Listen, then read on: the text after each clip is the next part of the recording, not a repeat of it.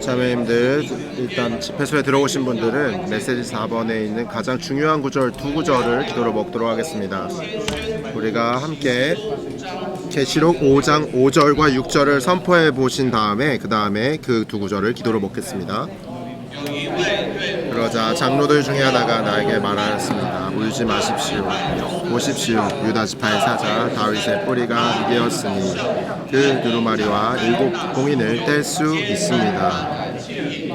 또 내가 보니 보좌와 내 생물 한 가운데에 그리고 장로들 한 가운데에 갓 죽음을 당한 것 같은 한 어린 양께서 서 계셨습니다. 그 어린 양은 7뿔과 7눈을 가지셨는데 이것은 온 땅에 보내어지신 하나님의 7 영입니다.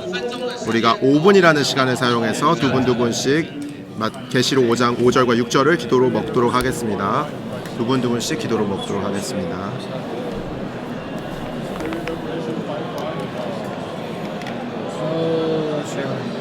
유다 지파의 사자, 유다 지파의 사자, 유다 지파의 사자.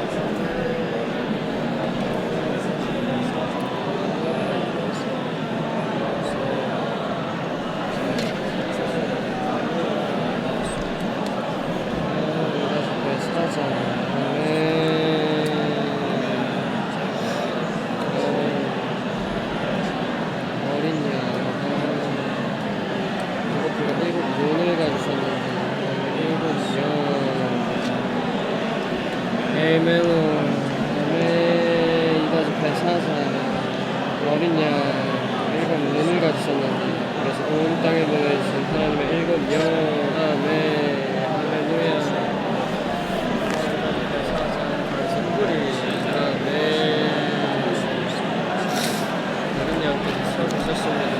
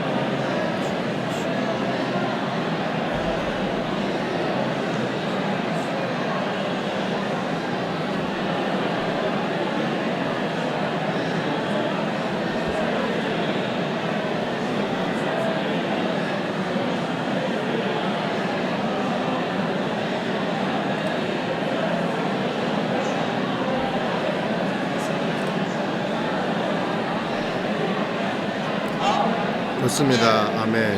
형제자매님들, 이 두 구절의 말씀 가운데는 몇 가지 중점이 있는데 동그라미 치실 수 있겠습니다. 우리가 개요에 들어갈 때 그 중점들을 말씀드리겠습니다.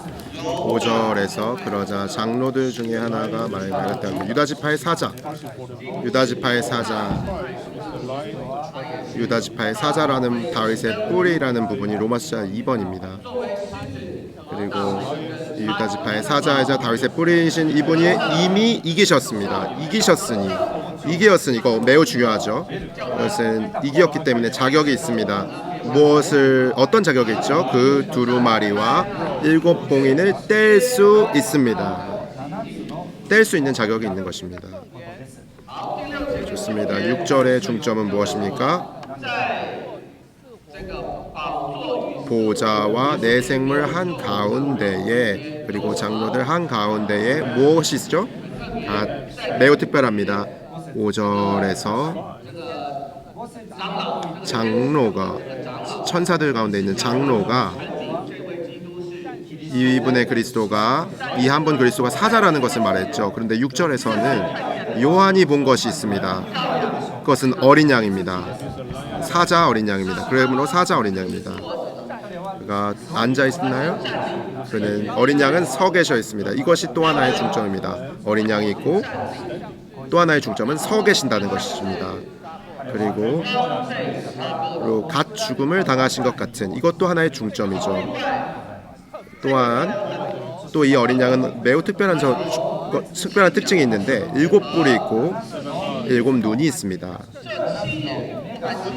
7눈은 바로 하나님의 7영입니다. 이것이 또 하나의 중점입니다. 온 땅에 보내어주셨습니다. 이제 형제님들이 7절을 읽어보도록 하겠습니다. 그 어린 양께서 나아오셔서 보좌에 앉아 계신 분의 오른손에 있는 두루마리를 받아드셨습니다. 자매님들이 8절 읽겠습니다. 어린 양께서 두루마리를 받아드셨을 때 네 생물과 24장로는 각각 수금과 향들이 가득히 담긴 금 대접들을 가지고 어린 양 앞에 엎드렸습니다. 그 대접들은 성도들의 기도입니다. 형제님들 9절입니다. 그들은 새 노래를 부르며 말하였습니다. 주님은 두루마리를 받으시고 그 봉인들을 떼실 자격이 있으십니다. 왜냐하면 주님은 죽음을 당하셨고 자신의 피로 지파와 언어와 백성과 민족 가운데에서 사람들을 사셔서 하나님께 드리셨으며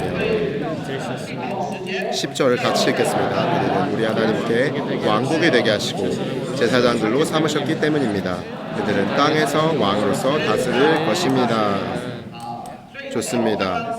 방금 5절부터 9절, 10절 여기에서 우리가 볼 수 있는 것이 있죠. 이 그리스도가 바로 사자 어린 양이시라는 것이고 그가 이 두루마리를 7봉인을 뗄 수 있는 자격이 있습니다. 왜 자격이 있죠? 5절에서 말하고 있습니다. 그의 승리에 있습니다. 그가 사자로서 승리하신 분이십니다. 그리고 9절에서 우리에게 알려주고 있는 것은 어린 양의 피로 그 어린 양의 구속으로 우리를 사셔서 하나님께 드리셨다고 말하고 있습니다. 이것이 그분이 이루신 자격이라고 말할 수 있습니다. 그분이 자격이 있으신 원인이라고 말할 수 있죠. 형제자매님들 로마서 1번부터 5번까지 두 분씩 기도로 먹어보도록 하겠습니다. 로마서 1번부터 로마서 5번까지입니다.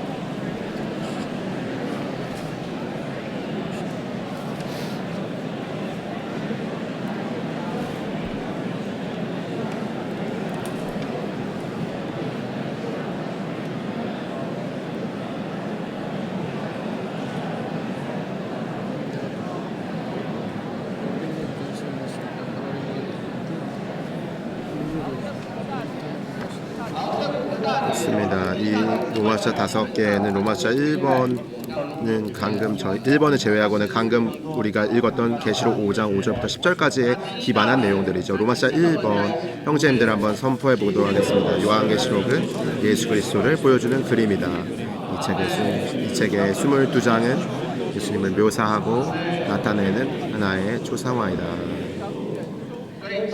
그러므로 계시록 전체는 누구를 보여주는 그림이죠? 예수 그리스도를 보여주는 그림입니다. 이 책의 전체 22장은 하나의 초상화입니다. 무엇을 묘사하고 나타내죠?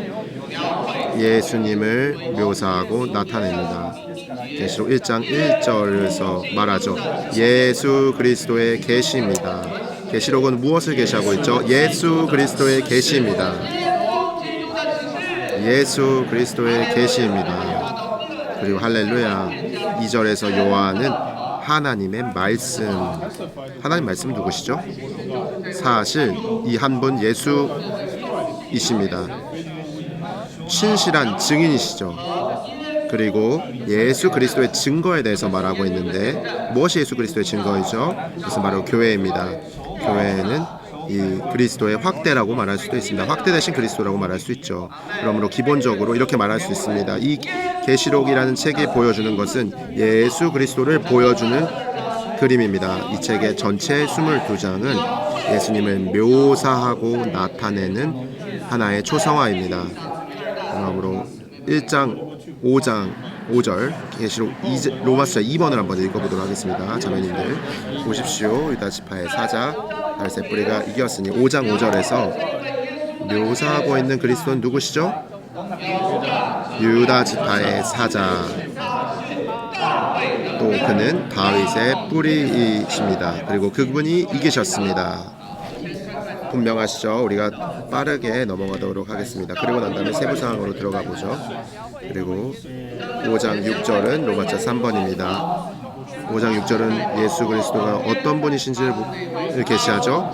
그것은 한가운데 갓 죽음을 당하신 것 같은 한 어린 양께서 서 계시는 분이십니다. 그분은 한가운데 갓 죽음을 당하신 것 같은 분이시죠. 그리고 그분에게 무엇을 가지셨죠? 7불 7눈입니다. 그리고 이것은 온 땅에 보내어 지신 하나님의 7영입니다. 왜냐하면 그에게 7눈이 있기 때문에 이 7눈은 무엇입니까?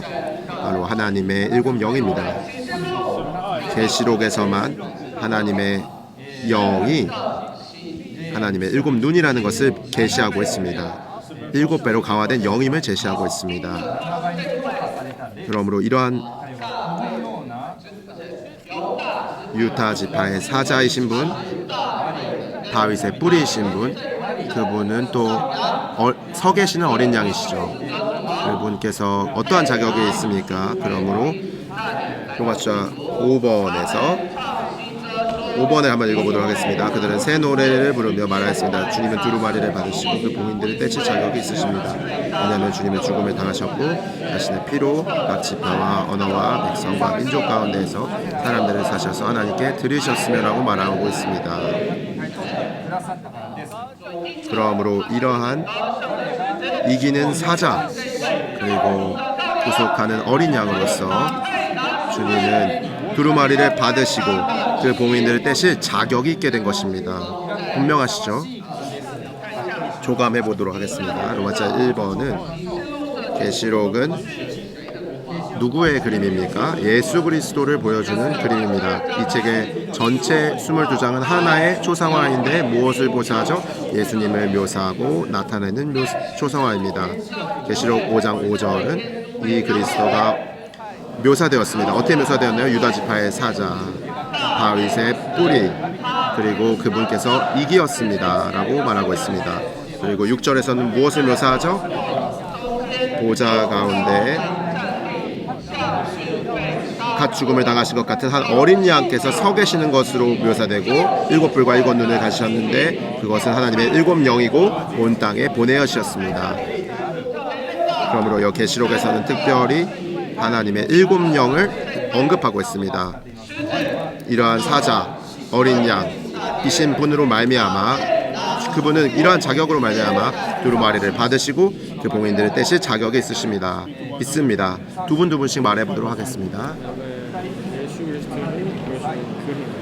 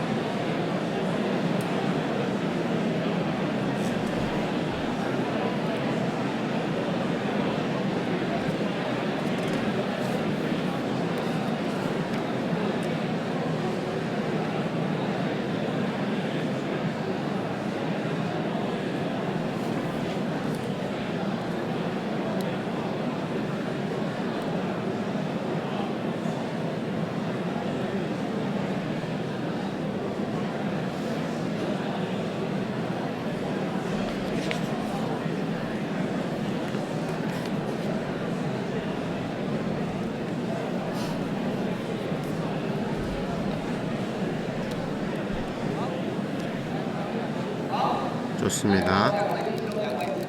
형제님들 두 분, 자매님들 두 분 아직 올라와서 교통하지 않으신 분들이 나와서 훈련해 보도록 하겠습니다.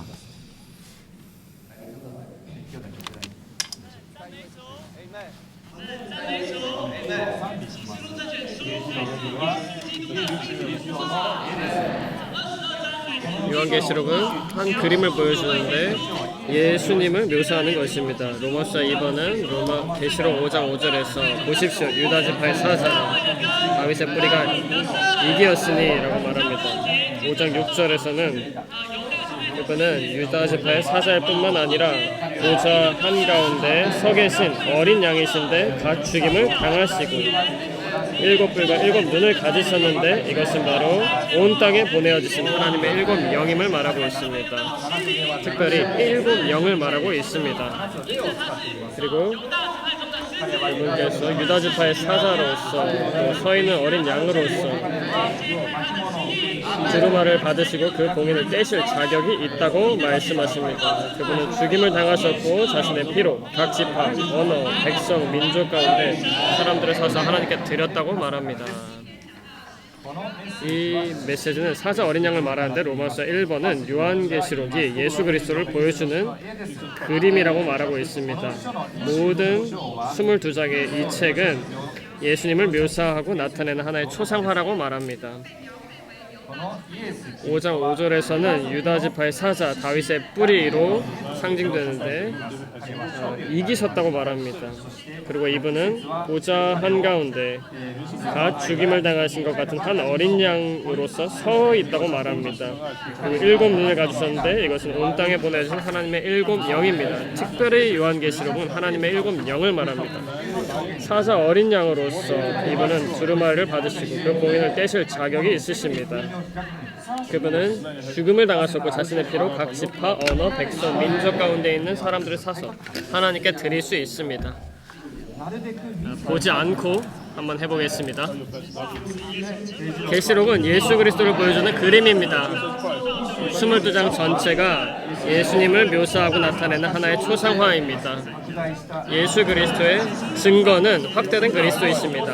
5장 5절에서는 유다 지파의 사자 다윗의 뿌리가 이기셨다고 말합니다. 5장 6절에서는 보좌 가운데 서 계신 어린 양이신데 일곱 뿔과 일곱 눈을 가졌는데 이 일곱 눈은 온 땅에 보내주신 하나님의 일곱 영입니다. 왜 이분이 자격이 있으십니까? 왜냐하면 그분은 이기시는 사자이시기 때문에, 전쟁하시는 분이시기 때문에 그렇고, 그리고 그분은 그분 자신의 피로 우리를 사서 하나님께 드리셨기 때문에 자격이 있으십니다. 유다 지파의 양이죠. 발음을 주의해야 합니다. 요한계시록은 예수 그리스도를 보여주는 그림입니다. 이 책의 22장은 예수님을 묘사하고 나타내는 초상화입니다. 5장 5절에서는 그분은 유다 지파의 사자 다윗의 뿌리로서 이기셨다고 말합니다. 5장 6절에서는 보좌에 갓 죽음을 당하신 한 어린 양께서 서 계신다고 말합니다. 그분의 일곱 눈을 가지셨는데 이것은 온 땅에 보내주신 하나님의 일곱 영입니다. 사자 어린 양으로서 그분은 봉인을 떼실 자격이 있으십니다. 그분은 죽으심으로 자신의 피로 각 지파와 언어, 백성, 민족 가운데 사람들을 사셔서 하나님께 드리셨습니다. 좋습니다. 우리가 이제 로마서 1번을 한번 보도록 하겠습니다. 요한계시록 로마서 1번을 다시 한번 선포해 보도록 하겠습니다. 요한계시록은 예수 그리스도를 보여주는 그림이다. 이 책의 22장은 예수님을 묘사하고 나타내는 하나의 초상화이다. 메시지 오프닝에서 형제님께서 세 가지 중점을 말씀해 주셨습니다. 이 세 가지 중점의 첫 번째 중점은 바로 로마서 1번이었습니다. 건거하고 있는 것이 무엇인지에 대해서 말씀해 주셨죠. 계시록 1장 1절에 각주 1번이었습니다. 요한계시록은 성경의 가장 마지막 책이죠. 그래서 성경 전체 결론이고 완성이고 완결이라고 말했습니다. 그리고 이 단락의 마지막에 보면 이 책의 초점은 그리스도의 유일하고 궁극적인 계시, 예수님의 특별하고 완결된 증거, 하나님의 우주적이고 영원한 경륜이라고 말했습니다. 그리고 세 번째 단락을 보면 성경 전체는 그리스도를 계시한다. 특별히 요한계시록은 성경 전체의 결론이고 완성이며 완결이므로 더욱 예수 그리스도의 계시이다. 이 책은 다른 많은 것도 계시하지만 그 계시의 초점은 그리스도이다. 계시의 초점은 바로 그리스도입니다. 가장 좋은 것은 성경을 열어서 이 각주를 보시는 게 제일 좋습니다. 그리고 두 번째 중점은 바로 이 계시가 표징의 책이라는 것이죠. 계시록 1장 1절 각주 2번입니다. 각주 2번입니다. 이 책의 계시는 주로 표징들로 구성되는데, 표징이란 교회들을 상징하는 7 등잔대와 교회들의 전달자를 상징하는 7 별등과 같이 영적인 의미를 지닌 상징들입니다. 영적인 의미를 지닌 상징들이죠. 예를 들면 7 등잔대와 교회들의 전달자를 상징하는 7 별 등과 같은 것이, 심지어 새 예루살렘도 하나님의 경륜의 최종 완결을 의미하는 하나의 표징이죠. 그러므로 이 책은 표징들의 책으로서 우리는 이 표징을 통해 계시를 알게 됩니다. 왜 이러한 표징들을 사용하는 것이죠? 계시를 알게 하기 위한 것이죠. 누구에 대한 계시입니까? 예수 그리스도의 계시입니다. 매우 좋습니다. 그러나 이러한 계시를 얻기 원한다면, 이러한 표징들을 알기 원한다면 가장 중요한 것이 무엇일까요? 바로 세 번째 중점은 영 안에서입니다. 1장 10절에 각주에 있습니다. 주님의 날에 내가 영 안에 있었으며 내 뒤에서 울리는 나팔 소리와 같은 큰 음성을 들었습니다. 그리고 금 등잔대 가운데서 사람의 아들께서 거니시는 이 이상을 보게 된 것이죠. 여기 각주를 보시면 10절에 2번 각주입니다. 여기서 강조하고 있는 것은 이 책은 다음 4가지 주요 이상들로 구성된다고 말하고 있습니다. 첫 번째는 교회들에 대한 이상, 계시록 1장부터 3장까지죠. 두 번째는 세상의 운명에 대한 이상인데 제일 긴 부분입니다. 계시록 4장부터 16장까지입니다. 3번, 세 번째로는 큰 바빌론에 대한 이상이죠. 계시록 17장부터 20장까지입니다. 네 번째는 새 예루살렘에 대한 이상입니다. 우리가 한번 반복해 보겠습니다. 4가지 중요한 이상들이 무엇이죠? 첫 번째, 교회들에 대한 이상. 세상의 운명에 대한 이상. 3번, 큰 바벨론에 대한 이상. 4번, 새 예루살렘에 대한 이상입니다. 요한은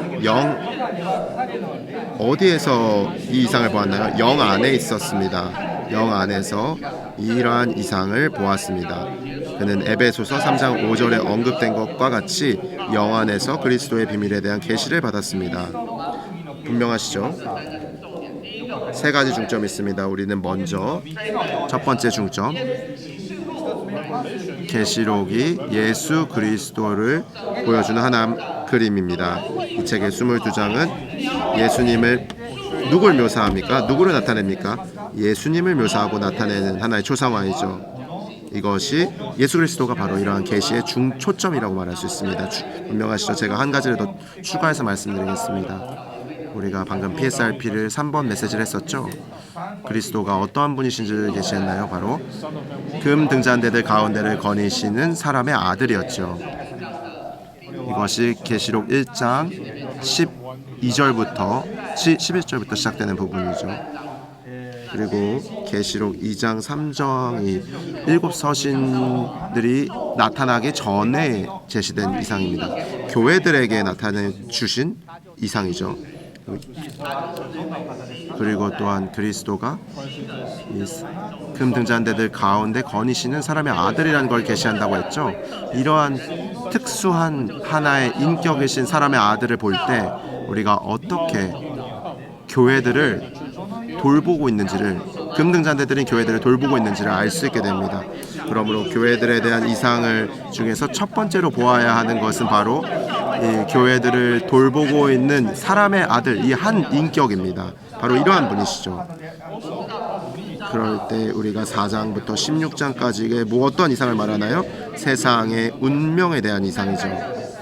이 세상의 운명에 대한 이상이 시작하기 전에 우리가 가장 먼저 보아야 하는 것이 무엇일까요?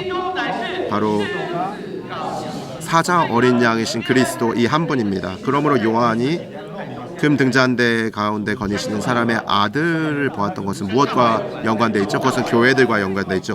모든 교회들과 연관되어 있습니다. 그러나 사자 어린 양은 누구와 연관되어 있나요? 세상의 운명과 연관되어 있습니다.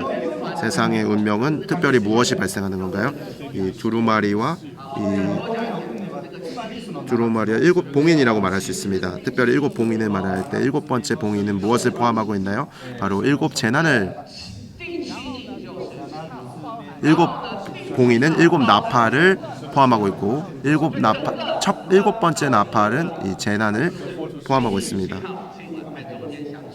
그리고 그러므로 봉인, 나팔, 재난 가운데 이렇게 계속 이러한 순서로 말씀이 진행되죠. 분명하시죠? 그러므로 더 중요한 것은 무엇이 있는지 이렇게 호기심을 갖는 것이 아니라 더 중요한 것은 누가 이 두루마리와 일곱 봉인을 뗄 수 있는 자격이 있는지가 중요한 것입니다. 그것은 바로 사자 어린 양이신 그리스도이죠. 우리가 이제 로마서 2번을 보도록 하겠습니다. 보십시오. 유다 지파의 사자 다윗의 뿌리가 이게였으니. 좋습니다. A번 형제님들 읽겠습니다. 사자는 그리스도를 상징하는데 그것은 창세기 49장 8절과 9절에 게시된 것처럼 그분을 원수와 맞서 싸우는 강한 전사로 묘사하는 것이다. 창세기 49장 8절과 9절에서 말하고 있는 것은 유다가 사자라는 것이죠. 그리고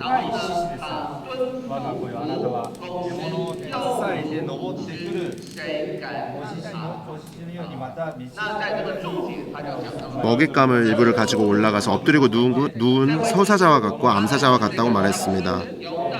이 유다 지파 중에 사자이죠. 그가 전쟁에서 이기고 난 다음에 산으로 올라가서 승천했죠. 그리고 누리고 난 다음에 그가 어떻게 거기에서 앉아 있는 것을 말할 수 있습니다. 서겠다는 것을 말하고 있습니다. 그가 누운 것은 이제 안식하는 것을 말하고 이것은 그리스도가 각주에가에서 이렇게 말합니다. 그리스도가 십자가에서 승천 안에서 49절 각 9절 각주 2번입니다. 들어누워서 만족하고 안식하는데 그리스도께서 십자가에서 원수들에게 승리하신 것과 그분께서 승리하신 결과 승천 안에서 만족하시고 안족하시는 것을 보여주는 그림입니다. 그것이 유다 지파 중 가운데 있는 사자입니다. 그가 승리하였으므로 만족과 안식을 가져왔습니다. B번 형제님들 다시 읽겠습니다. 그리스도께서 이기셨으므로 그분은 그 두루마리와 일곱 봉인을 뗄 자격이 있으시다. 우리가 방금 5절의 마지막을 읽었는데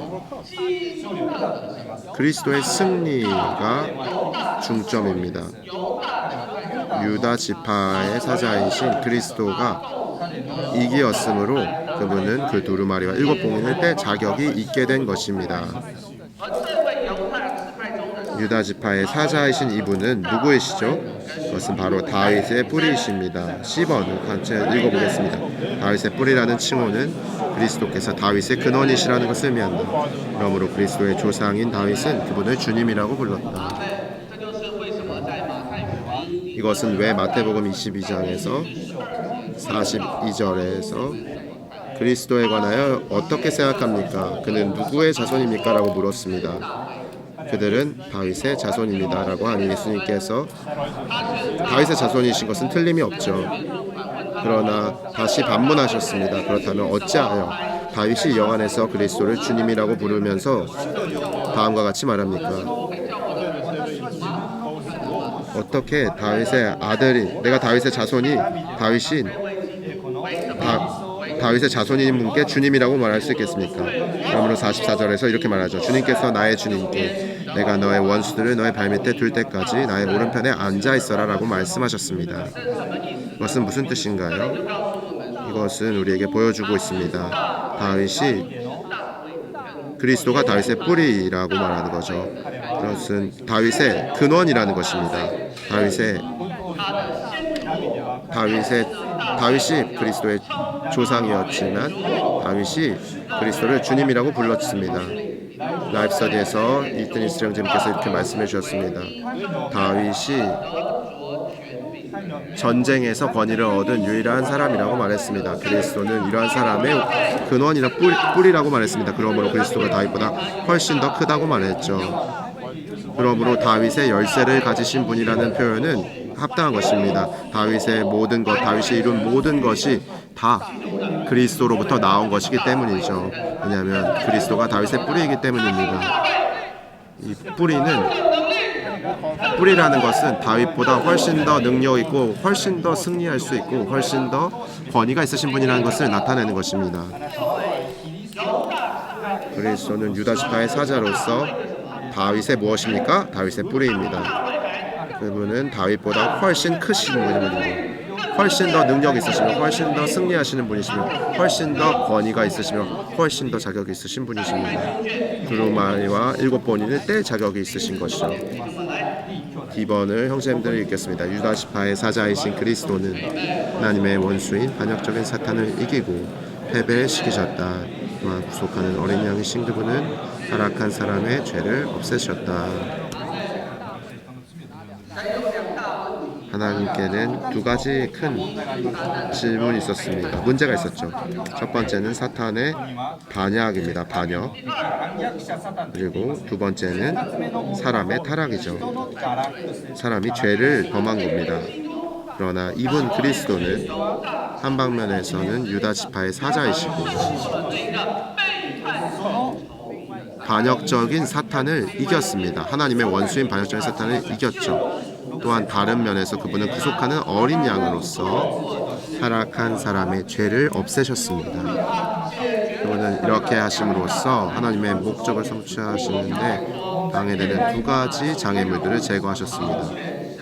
하나님의 목적을 성취하시는 데 방해되는 장애물들을 제거한 결과로 그분은 하나님의 경륜에 관한 두루마리를 펼 자격이 있으십니다. 이제 분명하시죠? 이러한 것이 5장 5절의 하반절에서 그분이 이기셨으니 그 두루마리와 7봉인을 뗄 수 있다고 말했기 때문에 이것이 맞는 것이죠. 그래서 그분이 구속하신 것은 또 6절에 나와 있습니다.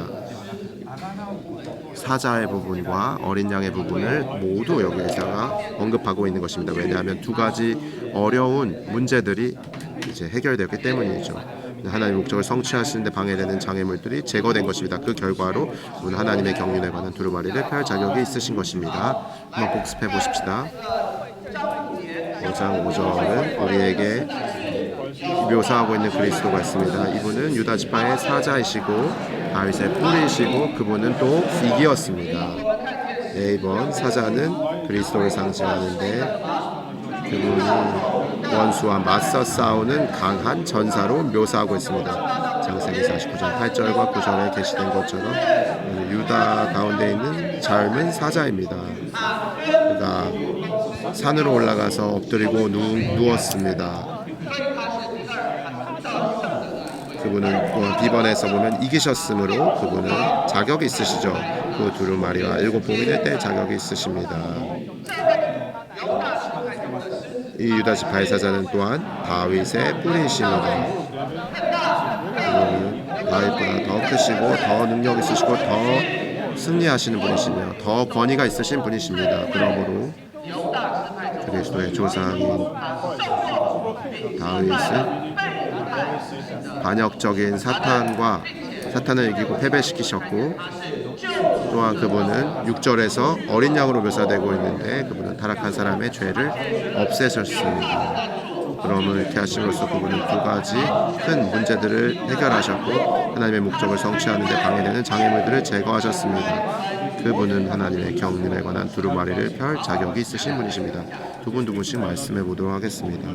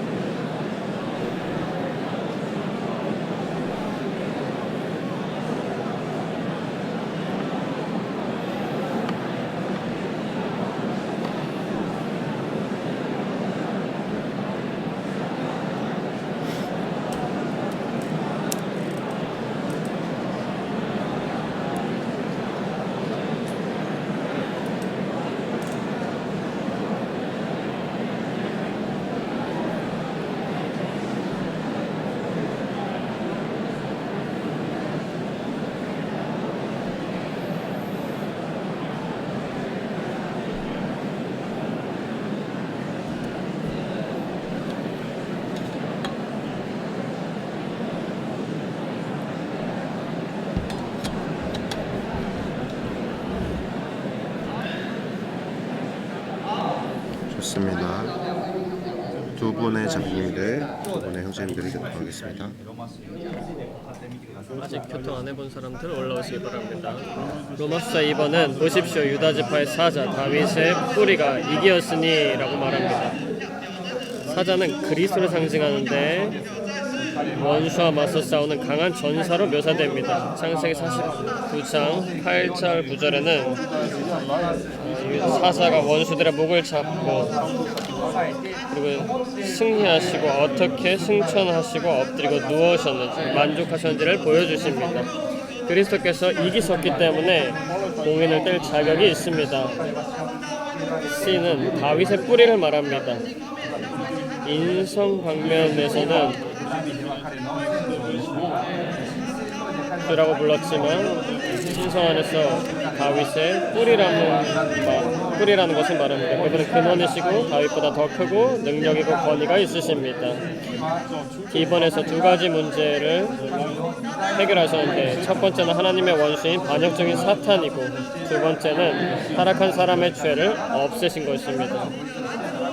모든 장애물을 제거하셨기 때문에 그분은 하나님의 경륜에 관한 두루마리를 펼 자격이 있으십니다. 로마서 2번 보십시오. 유다지파의 사자 다윗의 뿌리가 이기셨으니 사자는 그리스도를 상징하는데 원수와 맞서 싸우는 강한 전사로 묘사됩니다. 창세기 49장 8절 9절에서 묘사된 것처럼 원수들의 목을 잡고 올라가고 엎드리고 누운 것을 말합니다. 그러므로 그분은 이기셨기 때문에 자격이 있으십니다. 그 두루마리와 일곱 봉인을 뗄 자격이 있으십니다. 그리고 그분은 다윗의 뿌리이십니다. 다윗은 성경에서 전쟁한 사람이지만 그리스도는 더 근원이시고 크시고 능력이 있고 더 권위가 있으신 분이십니다. 하나님에게는 우주 가운데 두 가지 문제가 있는데 유다지파의 사자이신 그리스도께서 하나님의 원수인 반역적인 사탄을 이기시고 패배시키셨습니다. 또 구속하는 어린 양이신 그분은 타락한 사람의 죄를 없애셨습니다. 이렇게 하나님의 목적을 성취하는 데 방해되는 장애물들을 제거하셨기 때문에 그분은 두루마리를 펼 자격이 있으신 분이십니다. 계시록 5장 5절에서 그분은 유다지파의 사자 다윗의 뿌리 그리고 이기신 분으로 묘사되십니다. 이 사자는 전쟁하고 사탄에게 승리하신 분을 예시합니다. 이것은 창세기 49장 8절 9절에 나와 있습니다. 그러므로 그분은 두루마리와 일곱 봉인을 뗄 자격이 있으십니다. 그리고 그분은 다윗의 뿌리이십니다. 그리스도는 다윗보다 더 크시고 더 능력 있고 더 권위가 있으신 분이십니다.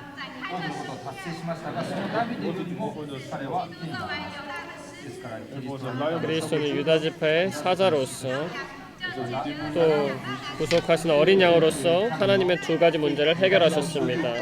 첫 번째는 하나님의 원수인 반역적인 사탄을 이기고 패배시키고 타락한 사람의 죄를 없애셨습니다. 이렇게 장애물들을 잘 제거하셨기 때문에 두루마리를 펼 자격이 있습니다. 로마서 2번은 보십시오. 유다지파의 사자 다윗의 뿌리가 이기셨다고 말합니다. 사자는 그리스도를 상징하는데 이것은 창세기 49장 8, 9절에 계시된 것처럼 원수와 맞서 싸우는 강한 전사로 묘사되는 것입니다. 올라간 것은 승천을 말하고 엎드리고 누운 것은 만족과 안식을 보여주는 그림입니다. B번에서는 그리스도께서 이기셨기 때문에 두루마리와 일곱 봉인을 뗄 자격이 있다고 말하고 C번은 다윗의 뿌리를 말하는데 이것은 그분께서 다윗보다 더 크시고 능력 있고 더 권위가 있고 근원이심을 말합니다.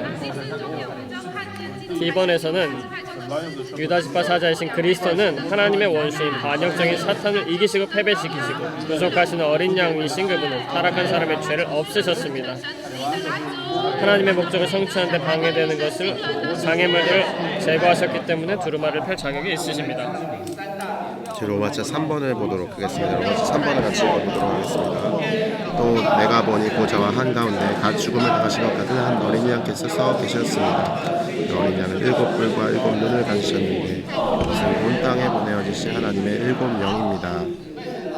자매님들이 A번을 한번 읽어보도록 하겠습니다. 요한계시록 5장에는 그리스도께서 하늘로 올라가신 이후에 하늘의 광경이 펼쳐진다. 요한계시록 5장에는 어떠한 광경이 있나요? 그리스도께서 하늘로 올라가신 이후에 하늘의 광경이 펼쳐지고 있습니다. 그리스도께서 승천하신 이후에, 왜냐하면 이 유다 지파의 사자가 방금 막 이 어린 양이 갓 죽음을 당한 거라는 것에서 막 승천하신 이유라는 것을 볼 수 있습니다. 그러므로 이 광경 안에서 누굴 묘사하고 있죠? 이 그리스도를 묘사하고 있습니다. 잊어버리면 안 됩니다. 1번을 자매님들이 보십시오. 그리스도는 사도 요한에게 유다 지파의 사자로 추천되셨지만 어린 양으로서 요한에게 나타나셨다. 그러므로 이 광경은 요한이 본 경광은 바로 하늘로 올라가신 이후에 하늘의 광경인데 바로 그리스도를 본 것입니다. 사자 어린 양이신 분을 보신 것이죠.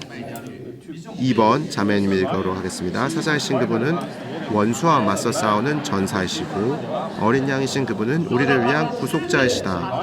그분은 사자이시고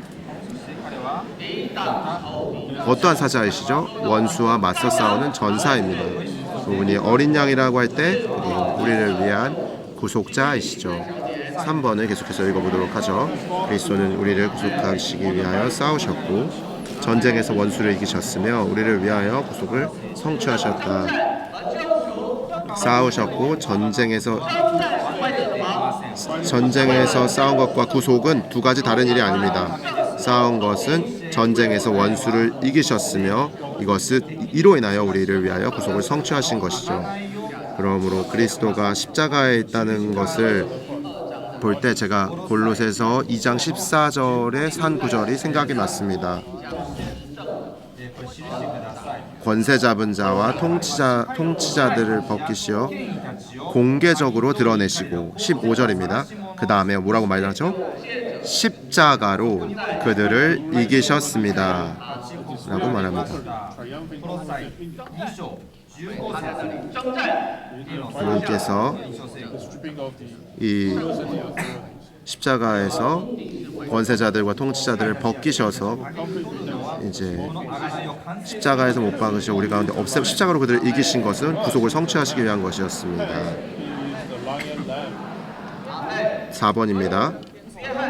그러므로 요한은 그리스도께서 승천하시고 난 다음에 하늘로 올라가신 이후에 하늘의 광경을 보았는데 유다 지파의 사자로 추천되셨고 어린 양으로서 요한에게 나타나신 분이십니다.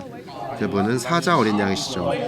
사자라는 것은 그분이 원수와 맞서 싸우는 전사이시고 어린 양이신 그분은 우리를 위한 구속자이십니다.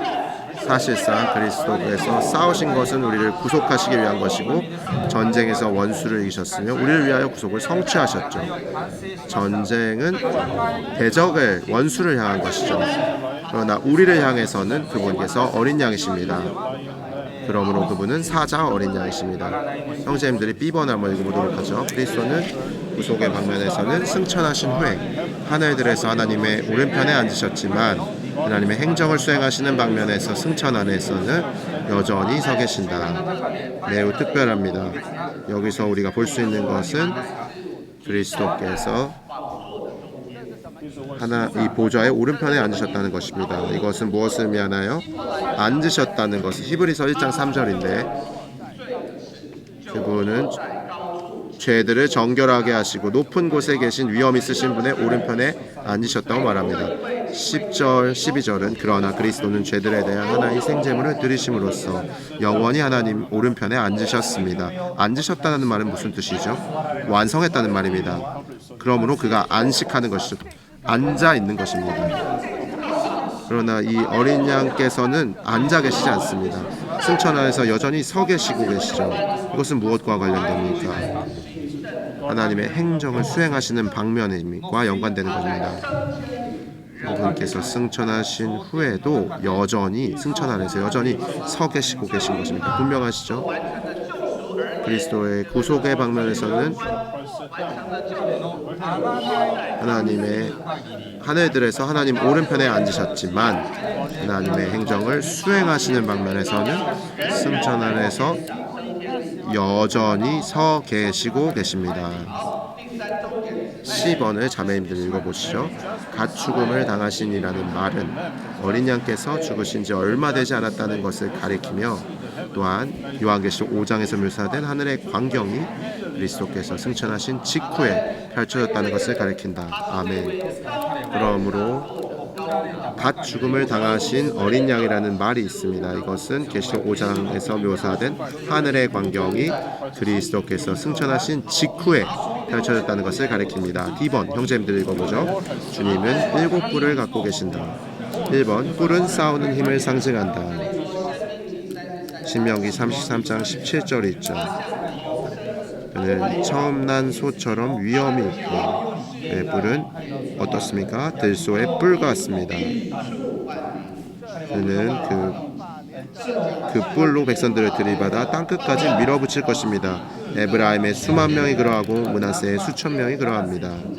이것은 전쟁을 위한 것이죠. 뿔은 전쟁을 위한 것입니다. 전쟁의 역량이라고 할 수 있죠. 싸우는 힘입니다. 뿔은 싸우는 힘을 상징합니다. 2번입니다. 그리스도는 구속하는 어린이시지만 싸우기 위한 뿔이 있으시다. 그분은 구속하는 어린 양이시지만 싸우기 위한 뿔이 있으시죠. 그분은 싸우는 구속자이십니다.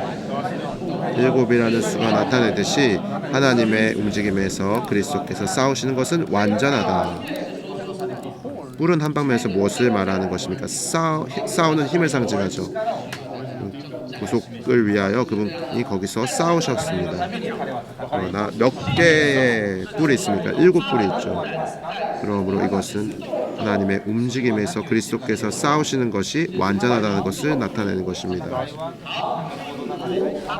알파벳 2번입니다. 그분께는 7뿔이 있지만 또 한 방면에서 7눈이 있습니다. 2번을 한번 자매님들 읽겠습니다. 눈은 감찰하고 살피기 위한 것이다. 눈은 감찰하고 살피기 위한 것이다. 뿔은 싸우기 위한 것입니다. 계속해서 읽어보도록 하겠습니다. 자매님들 1번 구속하는 어린 양이신 그리스도는 감찰하고 살피는 7눈을 가지고 계시는데 그것은 하나님의 우주적인 심판을 집행하여 문의 영원한 목적을 이루기 위한 것이다. 하나님의 영원한 목적은 새 예루살렘을 건축함으로 완결될 것이다. 여기에서 자매님들 아주 중요한 유점들이 있죠. 구속하는 어린 양이신 그리스도는 감찰하고 살피는 7눈을 가지고 있습니다. 이 눈은 무엇을 위한 것이죠? 감찰을 위한 것입니다. 제가 지금 여러분들을 보고 있습니다. 아직 말하지 않은 사람이 누가 있는지 제가 이렇게 살펴보고 있습니다. 보고 있죠. 제가 보고 난 다음에 나서야 올라와서 말씀하지 않으시기 바랍니다. 감찰하고 살피는 거죠. 감찰하고 살피는 것의 목적은 무엇인가요? 그것은 하나님의 우주적인 심판을 집행하여 그래서 감찰하고 살피는 것은 계시록 1장에서 방금 말씀드렸던 14절에서 말했죠. 7눈은 불꽃과 같다 그랬죠. 그것은 무엇을 위한 것입니까? 감찰과 살핌을 통해서 심판하기 위한 것이죠. 매번 우리를 보고 있을 때마다 우리를 감찰하고 우리를 살피고 우리를 심판하는 것입니다. 우리 안에 있는 모든 소극적인 것들을 심판하는 것이죠. 그러나 이 심판 자체가 목적이 아닙니다. 심판의 목적은 무엇인가요? 그것은 그분의 영원한 목적을 이루기 위한 것입니다. 하나님의 영원한 목적은 무엇입니까? 그것은 새 예루살렘을 건축함으로 완결될 것입니다. 그래서 건축이라는 것에 동그라미를 치셔야 합니다. 건축을. 하나님의 영원한 목적은 바로 건축입니다. 그 건축의 최종 완결은 무엇입니까? 바로 새 예루살렘입니다. 위트니스 형제님이 라이프 스터디에서 우리에게 말씀해 주셨는데 요한복음은 하나님의 어린 양을 대해서 말하는데 우리가 볼 수 있습니다. 그의 갈빗대에서 그의 옆구리에서 피와 물이 나온 것이죠. 이 하나님의 어린 양은 세상의 죄를 없애시는 분이십니다. 분명하시죠? 그러나 여기에서 요한이 본 것은 어린 양을 보았지만 그러나 어린 양의 피에 대해서 말하고 있지 않습니다. 그가 본 것은 일곱 눈을 가진 어린 양입니다. 이것은 무엇을 위한 것인가요? 왜 그럴까요? 감찰하고 살피고 심판하고 태우기 위한 것입니다. 그러나 그 목적은 건축입니다. 그러므로 건축의 최종 완결은 무엇이죠? 그것은 바로 새 예루살렘입니다. 그러므로 숫자 2번을 자매님도 읽어보겠습니다. 사가랴서 3장 9절에서 그리스도는 돌, 하나님의 건축을 위하여 일곱 눈을 가지고 있는 꼭대기 돌로 예언되셨다. 그러므로 스가랴서 3장 9절은 여호수아 그게 있는 그 돌에 눈이 있다고 말했습니다.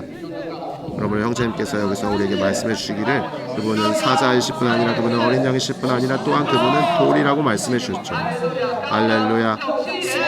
어린 양에게는 일곱 눈이 있습니다. 그리고 돌에도 일곱 눈이 있습니다. 돌은 성경 안에서 무엇을 위한 것입니까? 그것은 건축을 위한 것이죠. 스가랴서 3장 9절에서 우리가 보는 것은 그리스도께서 일곱 눈을 가지시고 하나님의 건축이라는 이 꼭대기 건축을 위한 꼭대기 돌을 가지고 있다는 것을 말하고 있습니다. 그래서 그분은 다만 기초돌이실 뿐 아니라 모퉁이 돌이실 뿐 아니라 꼭대기 돌이십니다. 이스라엘 사람들이 언제 꼭대기 돌을 놓는지 아시나요? 건축이 완성된 다음에 꼭대기 돌을 놓는 것입니다. 가장 마지막으로 꼭대기 돌을 그 위에다 올려놓는 것이죠. 그러므로 하나님의 집의 건축을 완성하는 것입니다. 그러면 이 꼭대기 돌에는 무엇이 있었습니까? 일곱 눈이 있었습니다. 그러면 일곱 눈을 상징하는 것은 바로 목표로 하는 것은 건축입니다.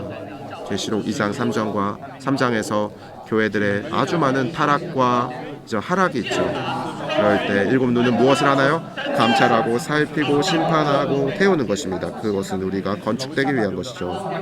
사랑하는 형제자매님들, 우리가 형제님들이 아침에 말씀해 주셨죠. 우리가 이 말씀을 다만 읽을 뿐만 아니라 우리가 이것을 기도할 필요가 있습니다. 우리가 기도 가운데 이런 일곱 눈이 우리를 감찰할 수 있도록 허락해드릴 필요가 있습니다. 살피도록 할 필요가 있습니다. 태우도록 할 필요가 있습니다. 우리를 심판하도록 할 필요가 있습니다. 우리가 한 주를 지나고 난다면 어떠한 하나의 항목도 우리가 심판받지 않는다면 우리는 건축되기 어려울 것입니다. 이렇게 정말 이런 강화된 방식으로 일주일에 7일이 주어지지만 우리가 이것을 통과하지 않는다면 우리에게는 길이 없습니다. 3번 이 일곱 눈은 온 땅에 보내주신 하나님의 일곱 영이며 일곱 영은 온 땅을 두루 다니신다. 스가랴서 4장 10절은 이렇게 말합니다. 작은 일들의 날이라고 멸시하는 이가 누구냐? 스룹바벨의 손에 다림추가 있는 것을 보고 이 일곱이 기뻐하리니 이 일곱은 온 땅을 두루 다니는 여호와의 눈이다. 그러므로 일곱은 온 땅을 두루 다니는 여호와의 눈입니다. 일곱 영은 온 땅을 두루 다니시죠.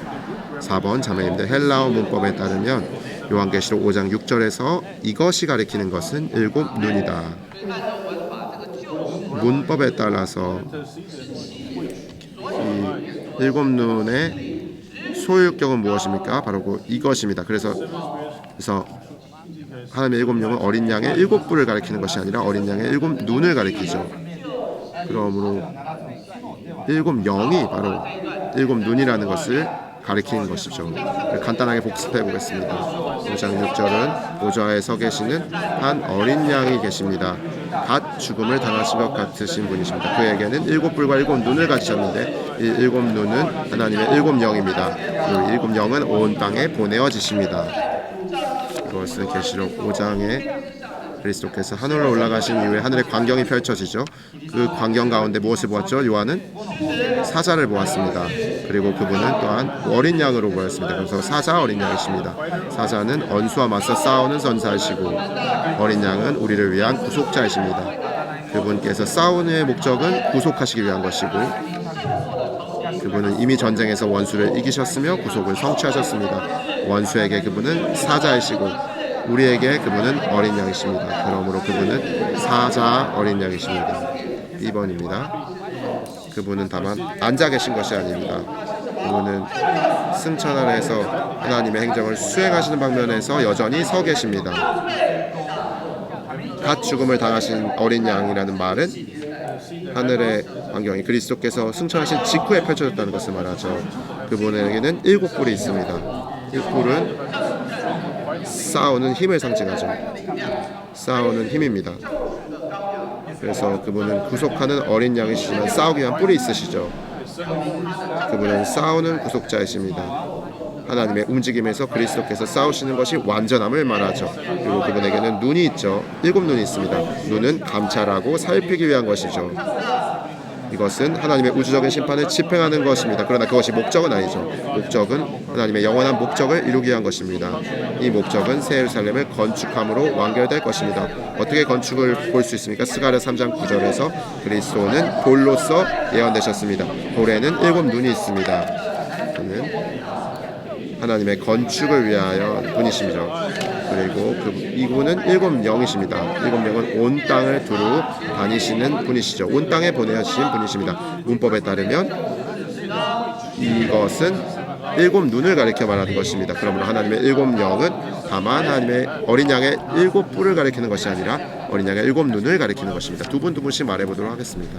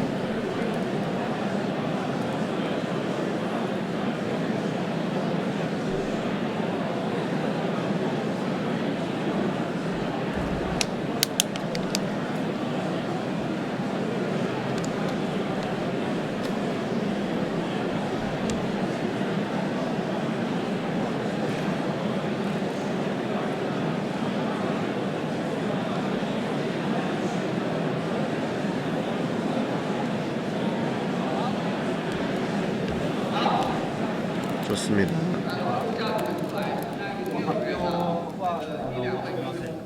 한두 명이 나오셔서 형제님의 메시지 1번부터 로마서 3번까지 해서 형제님 메시지에서 보충할 만한 것이 있다면 나와서 교통해 주시기 바랍니다.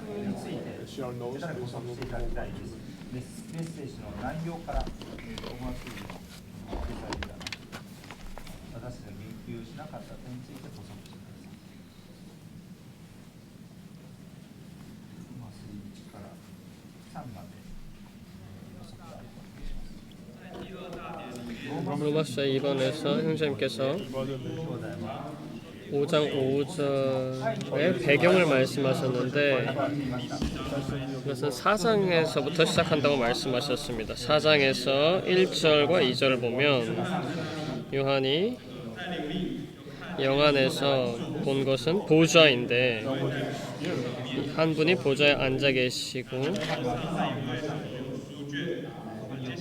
그리고 이 두루마리를 가졌다고 말하였습니다. 그 뒤에 5장 1절에 볼 때 이 두루마리에 7 봉인이 있다고 말씀하셨습니다.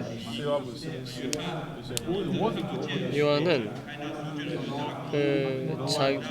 봉인을 뗄 자격이 있는 분을 찾지 못하였기 때문에 울었다고 말하였습니다. 그럴 때 장로가 울지 마십시오. 유다 지파의 사자 다윗의 뿌리가 이기셨으니 그 두루마리와 봉인을 뗄 자격이 뗄 수 있습니다라고 말하였습니다. 그래서 이것이 5장 5절의 배경입니다. 로마서 4번에서 7영인데 7영은 아직 아닙니다. 7영은 좀 있다 할 겁니다.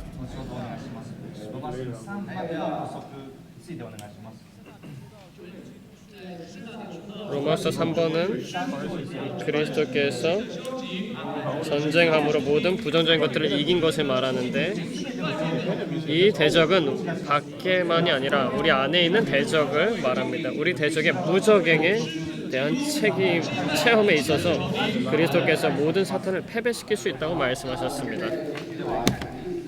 이제 로마서 4번을 계속해서 보겠습니다. 하나님의 일곱 영. 계시록 1장 4절에서 보면 요한은 아시아에 있는 일곱 교회에게 편지합니다.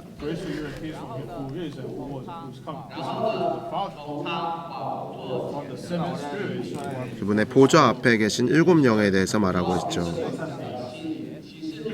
여기서 일곱 영을 말하고 있습니다. 또한 계시록 3장 1절에서 사대에 있는 교회의 전달자에게 이렇게 편지하여라. 하나님의 일곱 영과 일곱 뼈를 가진 이가 이렇게 말한다. 여기에서도 하나님의 일곱 영을 말하고 있습니다. 그리고 계시록 4장 5절에서도 그 보좌에서 번개와 음성과 천둥이 나왔습니다. 그리고 보좌 앞에는 일곱 등불이 타고 있었는데 이 일곱 등불은 하나님의 일곱 영입니다 라고 말하고 있습니다. 여기에서 계시록에 있는 하나님의 일곱 영, 특별히 하나님의 일곱 배로 강화된 영에 대해서 말하고 있는 것을 볼 수 있죠. 그리고 개요에서 보면 다 계시록 1장 4절에 있는 각주 5번에 근거한 것이죠. 요한계시록 1장 4절에 각주 5번입니다. 이 각주 5번에서 나왔기 때문에 나중에 가서 복습하시면 되겠습니다. A번 자매님들 읽겠습니다. 요한계시록 1장 4절은 그분의 보좌 앞에 계신 일곱 영에 대해 말한다. 일곱 영은 의심할 것 없이 하나님의 영이시다. 왜냐하면 요한계시록 1장 4절과 5절에서 일곱 영이 삼위하나님 가운데 함께 나란히 계시기 때문이다. 그러므로 일곱 영에 대해서 말할 때 이것은 서로 다른 일곱 영이 아닙니다. 하나님의 영이십니다. 어떻게 이것을 알 수 있나요? 왜냐하면 요한계시록 1장 4절과 5절에서 삼일 하나님에 대해서 말할 때 이 일곱 영이 삼일 하나님의 위격 가운데 함께 언급되기 때문입니다. 함께 나란히 계시기 때문이죠. 지금도 계시고 전에도 계셨고 장차 오실 분께서 또 그분의 보호자 앞에 계신 일곱 영께서라고 말한 다음에 5절에 또 신실한 증인이시자 죽은 사람들 가운데 가장 먼저 나신 분이시며 땅의 왕들의 통치자이신 예수 그리스도께서 라고 말하고 있습니다. 여기에서 우리에게 보여주는 것이 삼일 하나님이시죠. 하나님의 일곱 영이 있습니다. 그러므로 이 영은 일곱 영은 하나님의 영이십니다. 왜냐하면 삼일 하나님 가운데 나란히 계시기 때문이죠. 여기서 강조하는 것은 일곱입니다. 2번 자매님들 읽어보겠습니다. 일곱은 하나님의 운행이 완전하다는 것을 가리키는 수이므로 일곱 영은 땅에서의 하나님의 움직임을 위하신 분이심을 분명하다. 그러므로 일곱 영에 대해서 말할 때 하나님의 영은 움직임에 있어서 완전한 것을 가리키는 운행이 완전하다는 것을 가리키는 수입니다. 그러므로 땅에서의 하나님의 움직임을 위한 분이신 것을 계시하고 있습니다. 땅 안에서의 움직임의 목표는 무엇이었나요? 아까 건축이었죠. 그러므로 오늘 여러분이 볼 때 와 미국이 와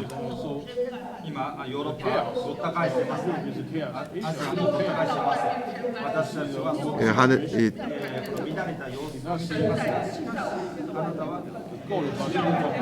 하늘과 땅이 서로 다 상반되는 것을 보지만 그러나 여기에 하나님이 모든 시간 가운데 하고 계신 것이 바로 건축이라는 것을 알 수 있습니다. 이것이 일곱 영의 목표이죠. 일곱 영의 움직임의 목표입니다. 하나님의 건축을 이 땅에 가져오는 것이죠. 3번 자매님들 읽겠습니다. 하나님의 영은 그 본질과 존재에서는 하나이시지만 운행하실 때 그 강화된 기능과 일에서는 일곱 배가 되신 분. 본질과 존재에서 하나님의 영은 어떠하신 분입니까? 하나이십니다. 그러나 운행하실 때의 그 강화된 기능과 일에서는 어떻습니까? 일곱 배가 되십니다. 그러므로 여기서 일곱 영이라고 말했지만 그 본질과 존재에서는 하나입니다. 그러나 운행하실 때 그 강화된 기능과 일에서는 일곱 배가 되시는 것이죠. 이렇게 하면 분명하게 이해되시죠? 이것이 그 세 단계로 된 등불에 대해서 말했죠. 한 번 누르면 더 밝아지고 한 번 더 누르면 더 밝아지고 이것을 7번 누르면은 7단계로 밝아지는 7배로 강화된 빛비춤이 있는 것에 대해서 말씀해 주셨죠. 이것은 매우 중요합니다. 이러한 등잔대가 우리는 7영이 있는 것이 아닙니다. 하나의 영이 있지만 그러나 기능과 강화된 기능과 일에 있어서 7배가 되는 것입니다. 이것은 스가랴 4장 2절에 있는 등잔대와 비슷합니다. 4장 2절에서 내가 등잔대를 보았다고 말했습니다. 하나의 등잔대가 있었죠.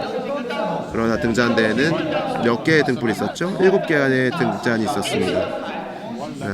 본질과 존재에 있어서는 하나이지만 기능과 일에 있어서는 7등잔으로서 있는 것입니다. 7배가 된 것이죠. 요한계시록 등잔대가 존재의 면에서는 하나이지만 기능의 면에서는 7등불이다. 분명하시죠? 4번 자매님들 읽겠습니다. 요한계시록에 기록될 당시 교회는 이미 타락했다. 시대는 어두웠다. 이 땅 위에서 하나님께서 움직이시고 일하시기 위해서는 7배로 강화되신 하나님의 영이 필요했다. 아멘. 왜 여기서 계시록에서 하나님의 7영이 7배로 강화된 영으로 강화되었다고 말하는지 아십니까? 왜냐하면 교회가 이미 타락했기 때문이죠. 시대가 이미 어두웠기 때문이죠. 그러므로 하나님께서 이 땅 위에서 움직이시고 일하시기 위해서는 7배로 강화되신 하나님의 영이 필요했기 때문입니다. 분명하시죠? 이제 형제님들이 B번을 읽도록 하겠습니다. 마태복음 28장 19절에서 삼위 하나님의 순서는 아버지, 아들, 성령이다. 요한계시록 1장 4절과 5절에서는 그 순서가 바뀌었다. 맞지 않습니까? 그렇지 않습니까? 여기 계시록 1장 4절부터 5절까지는 아버지에 대해서 먼저 말하고 7영에 대해서 말하고 하나님의 보좌 가운데 있는 7영이라고 말했고 그 다음에 하나님의 신실한 증인이신 이 예수 그리스도에 대해서 말했죠. 그래서 아버지, 영, 아들의 순서입니다. 그러나 마태복음 28장 19절에서 3위라면의 순서는 아버지, 아들, 성령이죠. 왜냐하면 요한계시록의 순서가 왜 바뀌었을까요? 1번에서 말하고 있습니다. 형제님들 읽어보시죠. 하나님의 7영이 세 번째가 아니라 두 번째로 열거되어 있다. 이것은 하나님의 7배로 강화된 영의 기능이 중요하다는 것을 계시한다. 교회의 하락을 이미 타락한 상황, 시대가 어두운 상황에서 하나님의 영은 7배로 강화될 필요가 있었습니다. 아침밥을 먹은 다음에 우리도 역시 7배로 강화될 필요가 있겠죠.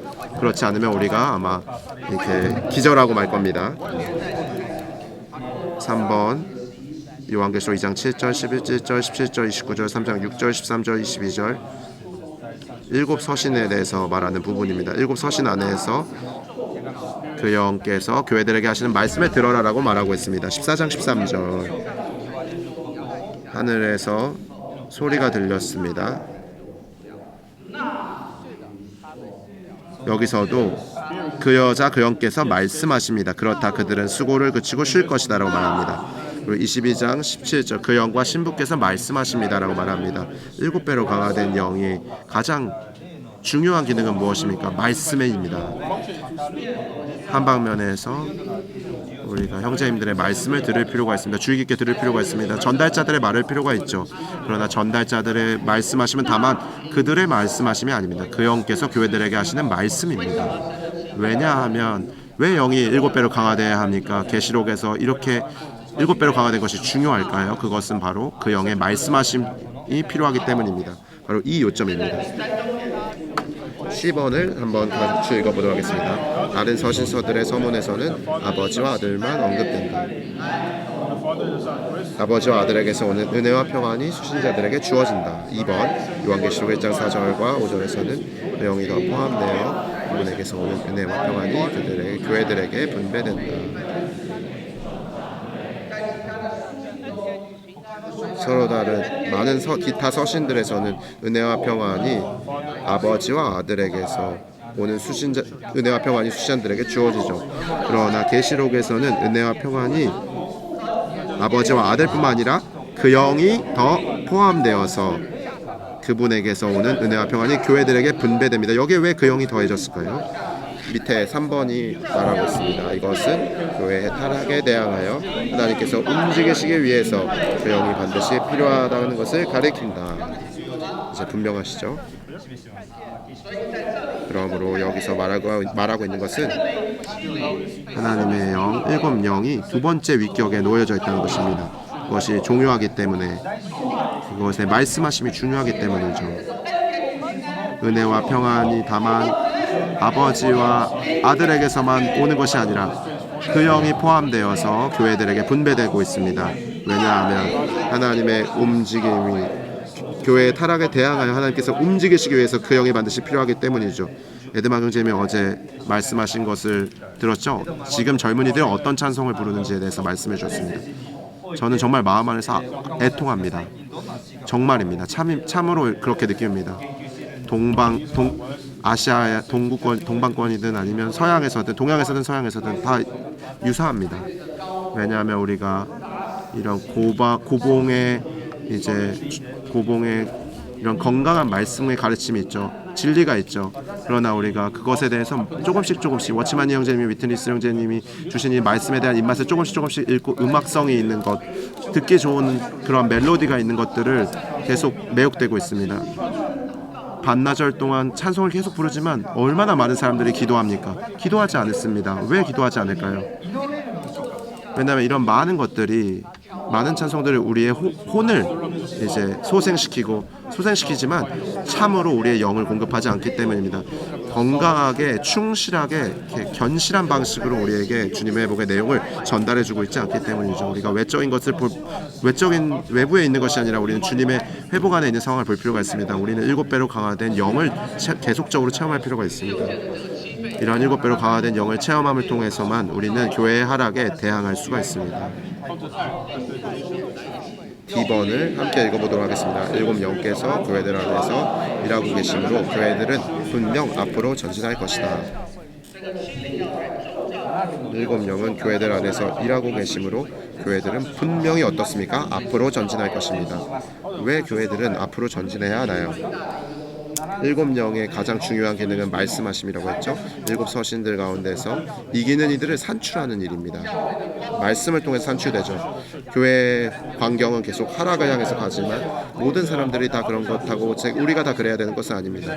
우리는 밑으로 내려가는 한 무리에 포함되어서는 안 되죠. 우리는 7영께서 교회들 안에서 일하고 계시므로 타락하고 있는 교회들 가운데서 이기는 이들이 될 필요가 있습니다. 이것이 매우 중요합니다. 알파벳 2번입니다. 오늘날 우리는 7배의 영, 강화되신 영, 회복의 영을 보고 체험해야 한다. 선생님들, 우리는 보고 체험해야 합니다. 7배의 영, 강화되신 영, 회복의 영을 보고 체험해야 합니다. 우리 가운데서 7영이 우리 안에서 일하시고 움직이시고 우리를 강화하시고 회복하시기 원합니다. 원수의 거짓말에 속지 않게 하십시오. 저도 자주 원주에게 속임당합니다. 제 상황이 너무 하락하고 형편없어 보이지만 우리는 7배로 강화된 영을 보고할 필요가 있습니다. 그리스도의 본문이 감찰하고 살피고 태우고 이기는 자들을 산출하고 있습니다. 교회에는 이러한 이기는 이들이 필요합니다. 이러한 이기는 이들을 말미암아 계속하여 앞으로 전진할 수 있을 것입니다. 우리가 하나님의 7영이라는 로마서 4번에 복습해 보도록 하겠습니다. A번 요한계시록 1장 4절은 그분의 보좌 앞에 계신 7영에 대해 말합니다. 7영은 의심할 것 없이 무엇입니까? 하나님의 영이십니다. 왜냐하면 7영이 3일 하나님 가운데 함께 나란히 계시기 때문입니다. 왜 7인가요? 하나님의 운행이 완전하다는 것을 가리키는 숫자이기 때문이죠. 7영은 땅에서 하나님의 움직임을 위한 것입니다. 그분은 7개의 분리된 존재가 영이 아니죠. 본질과 존재에서는 하나이지만 운행하실 때 그 강화된 기능과 일에서는 7배로 되십니다. 사가랴서 4장 2절에 있는 등잔대와는 하나이지만 그러나 하나의 등잔대 안에 7 등잔이 있습니다. 왜 요한계시록에는 이러한 7영의 영이 필요하죠? 교회가 이미 타락했습니다. 시대가 어두웠기 때문이죠. 그러므로 이 땅에서 하나님께서 움직이시고 일하시기 위해서는 7배로 강화되신 하나님의 영이 필요합니다. 그러므로 이러한 7배로 강화된 영은 계시록의 순서에 있어서 세 번째로 언급되지 않고 두 번째로 열거되어 있습니다. 왜 두 번째로 바뀌었나요? 이것은 하나님의 7배로 강화된 영의 기능이 중요하기 때문이죠. 특별히 중요한 것은 그 영께서 우리에게 말씀하시는 기능입니다.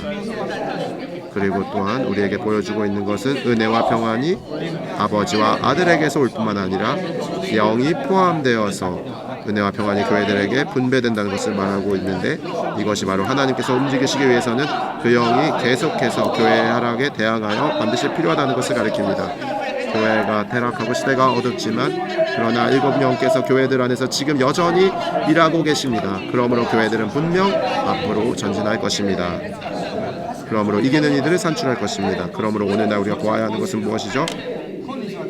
보고 체험해야 합니다. 7배의 영 강화되신 영, 7배로 강화된 영입니다. 7배의 영 강화되신 영, 그리고 회복의 영을 보고 체험할 필요가 있습니다. 두 분도 말해보도록 하겠습니다.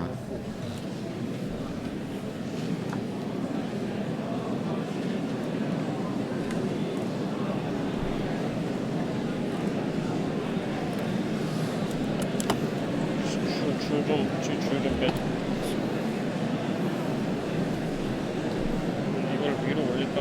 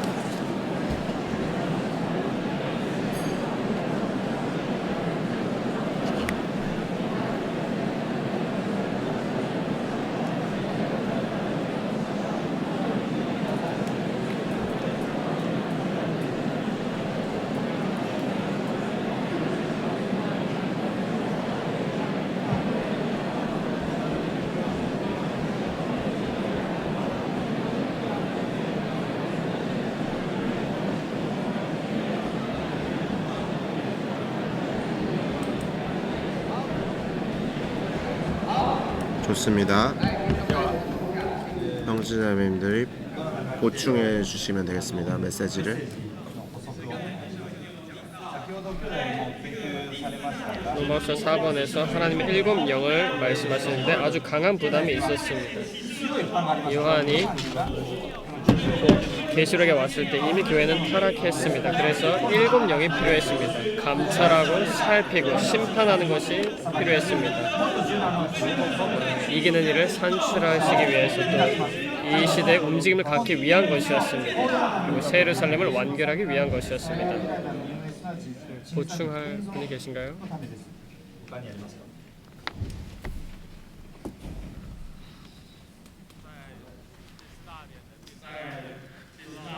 로마서 4번의 C번에서 다른 서신에서는 서문에서는 아버지와 아들만이 언급됩니다. 은혜와 평안이 아버지와 아들에게서 옵니다. 그러나 요한계시록 1장 4절 5절에서는 은혜와 평안이 그 영이 포함되어서 옵니다. 1장 4절을 시작해서 요한은 아시아에 있는 7교회에게 편지합니다.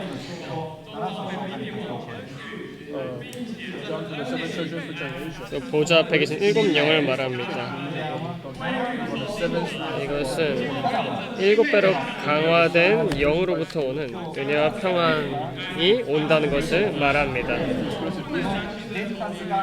우리는 악한 자의 거짓말을 믿지 말아야 합니다. 4번 메시지에서 형제님께서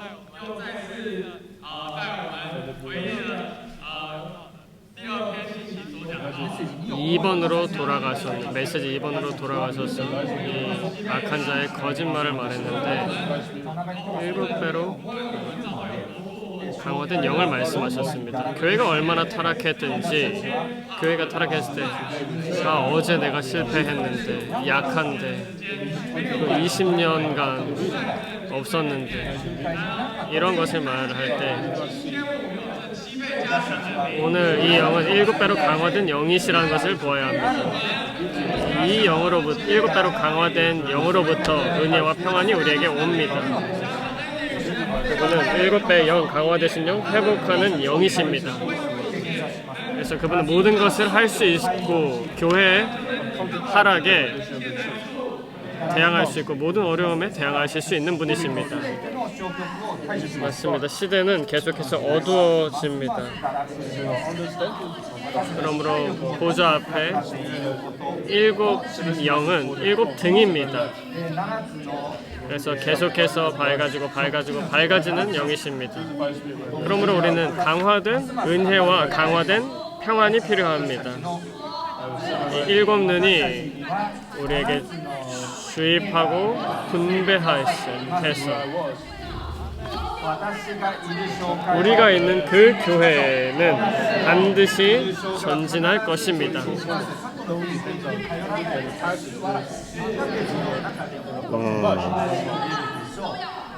모든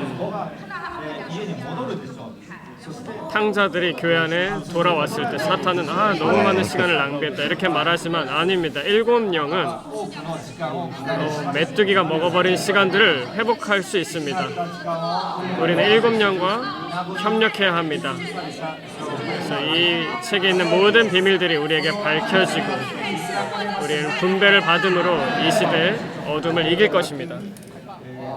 와, 자매님 너무 훌륭했습니다. 사자가 우리를 위해서 싸우는 것 같았습니다. 어린 양이 우리를 구속을 성취해 주셨죠. 이 7 영이 우리를 강하게 회복해 주실 것입니다. 로마자 5번 같이 읽어보도록 하겠습니다. 그들은 새 노래를 부르며 말하였습니다. 주님은 두루마리를 받으시고 그 봉인들을 떼실 자격이 있으십니다. 왜냐하면 주님은 죽음을 당하셨고 자신의 피로 각 지파와 언어와 백성과 민족 가운데에서 사람들을 사셔서 하나님께 드리셨으며 그러므로 우리가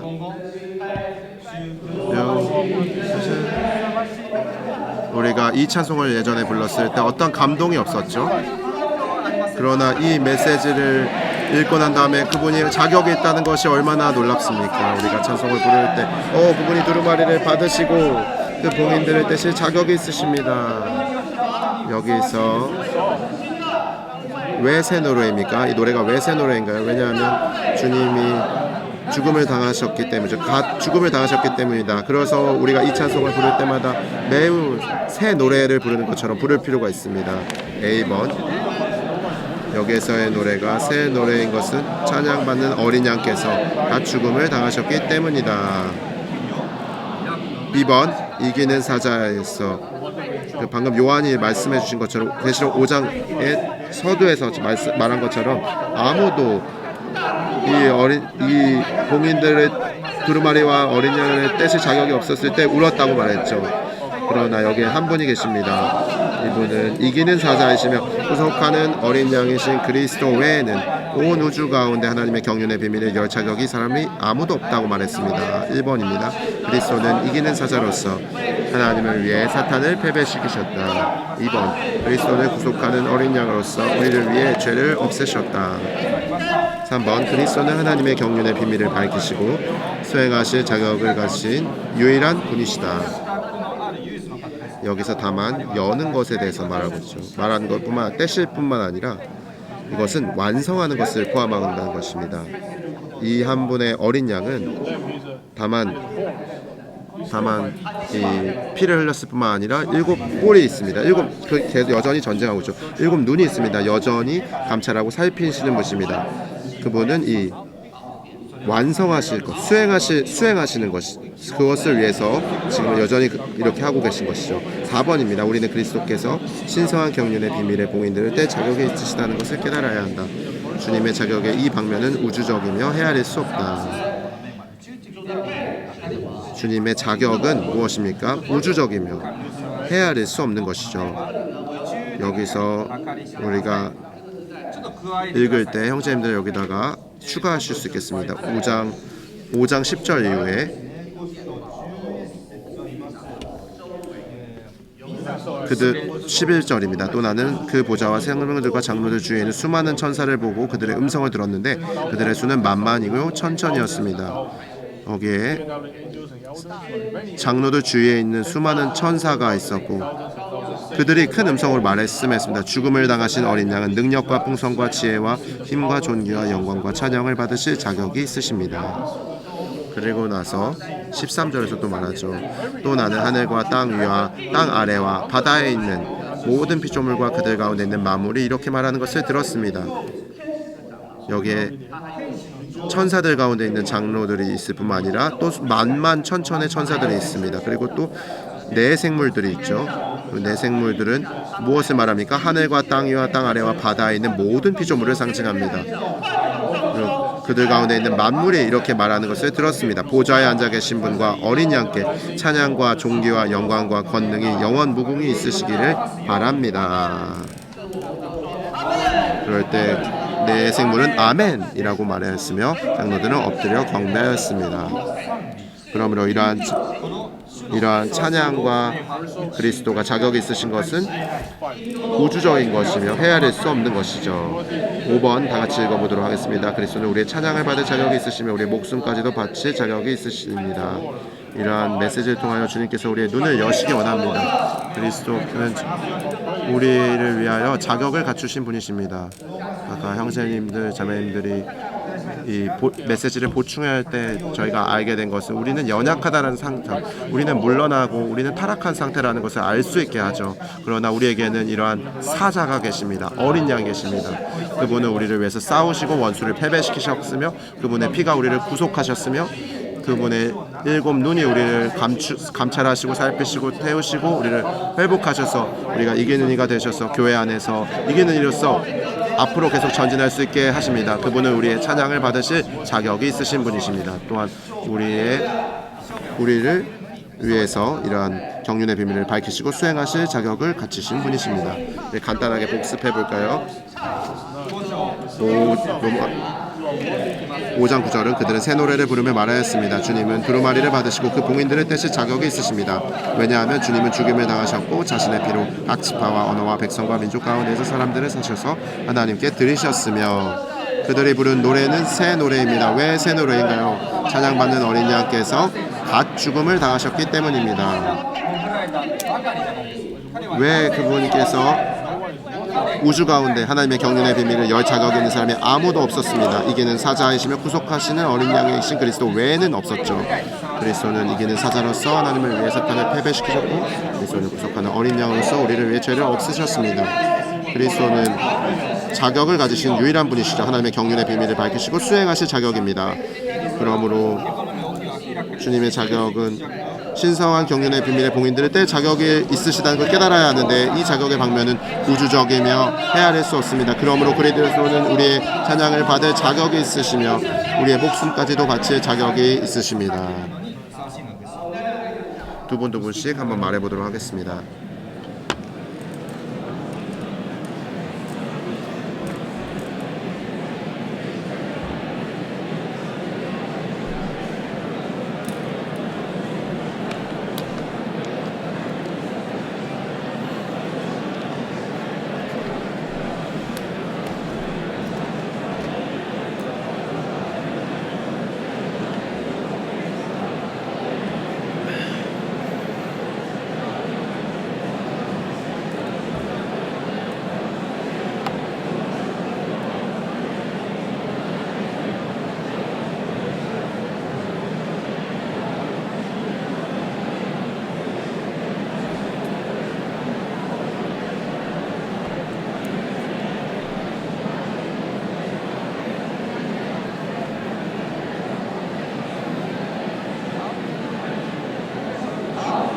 좋습니다.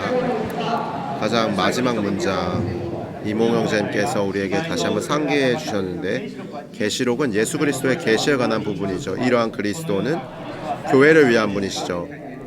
우리가 그리스도가 교회를 위한 분이라는 것을 이 메시지를 통해서도 볼 수 있습니다.